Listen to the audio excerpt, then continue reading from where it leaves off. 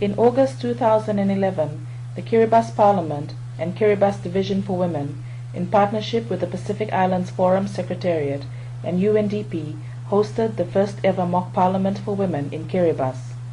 The Speaker of Parliament, Honorable Thomas Yuta, hosted the event and provided advice and assistance throughout the program. The Speaker recognized the importance of supporting initiatives to promote women's participation in decision-making. As of 2011, the Kiribati Parliament has only 3 women out of 44 elected members. 13 women from the main island of Tarawa and 17 women from the outer islands of Kiribati applied and were selected to participate.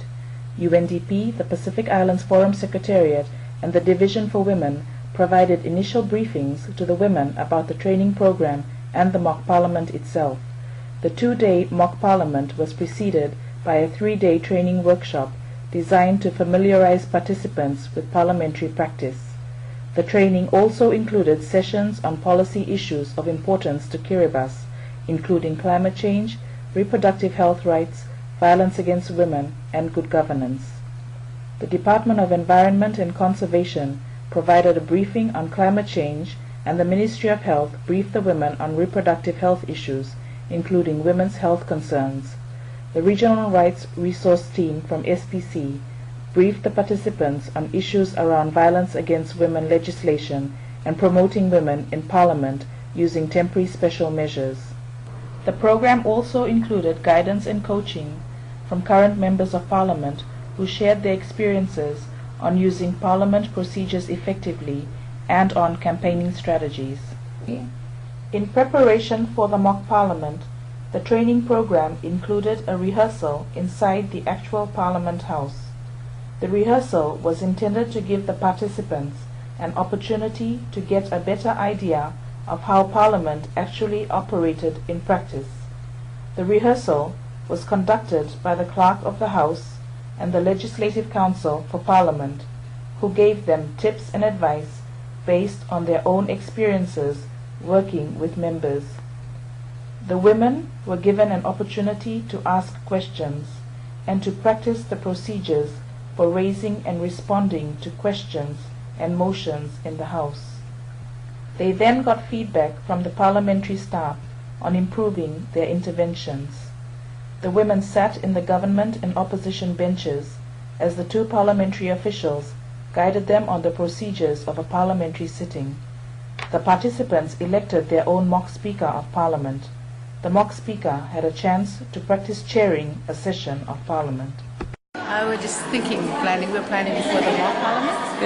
That while doing the mock Parliament, we'll try to control ourselves, not arguing, doing the discussion so that we come out with a solution, so that men can see that women can do the debating in a professional way. The mock Parliament ran for 2 days, on 8th and 9th August 2011. The mock Speaker presided over Parliament, with advice provided by the real Speaker as necessary. The women had a chance to practice their public speaking skills by discussing policy issues using different parliamentary procedures.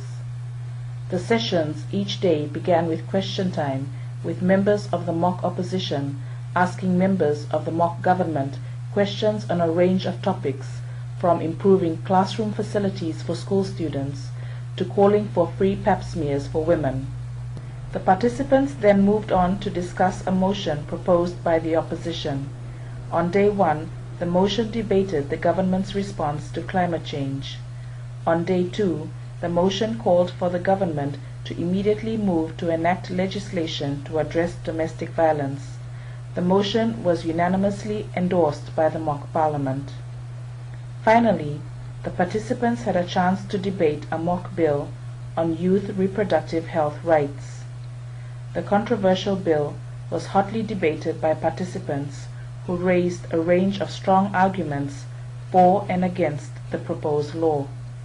In the end, the bill was passed by the Parliament, following a round of amendments debated on day 2. With that, the mock Parliament was closed.